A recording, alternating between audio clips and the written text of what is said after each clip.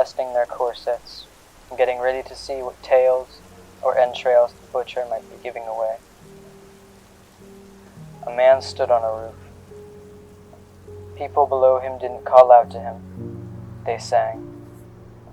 Downtown, the firemen pulled on their green coats, but when they arrived at Mercy, Mr. Smith had seen the rose petals, heard the music, and leaped on into the air.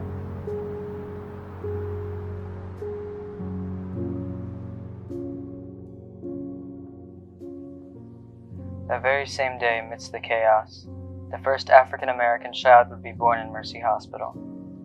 Born to Ruth and Macon Dead, Milkman Dead would go on to succeed where the jumper had failed, and fly.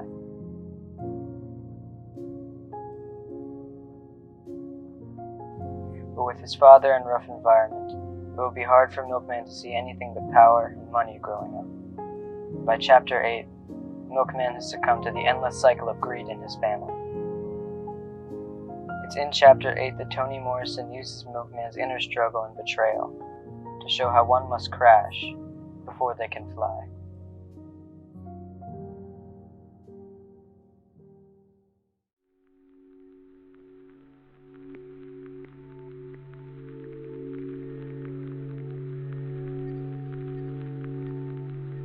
Macon Dead, or Macon Dead II, seems to only have one care in the world: power.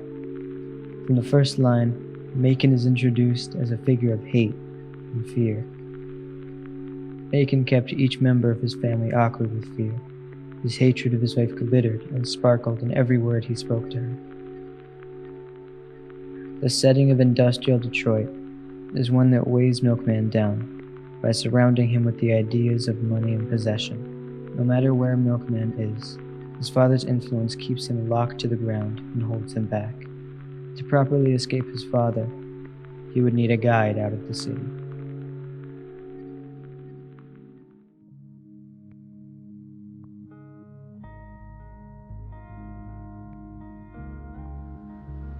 Pilot Dead would be Milkman's guide out of his industrial hell. She is the opposite of Macon in every way.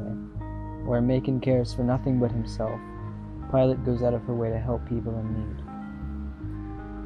On only his first time seeing his mysterious aunt, she makes a significant impact on him. She treats him with warmth and respect.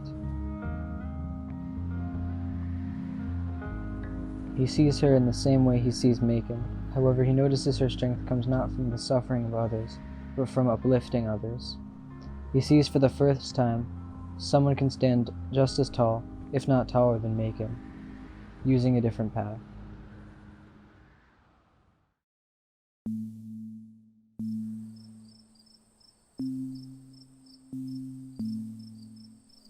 The chapter begins with Milkman and Guitar thinking of stealing Pilot's supposed gold. Driven by greed, this would start his descent back towards the ground. Just before entering, the boys would see a peacock outside the house, allowing Milkman to look at what he's about to become.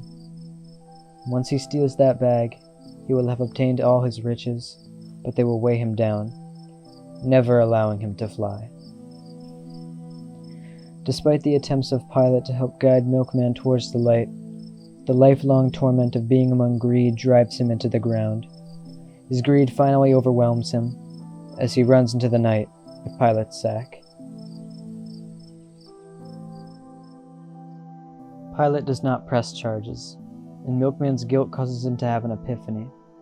He realizes just how much Pilot went out of her way to help him, and how much he went out of his way to betray her. He sees that greed has turned him into his father, and he remembers that isn't who he wants to be. When later talking to Lena, she brings him to a tree. He realizes that the tree represents his future, and how with the betrayal of Pilot, he has urinated on it, ruining his chances for happiness.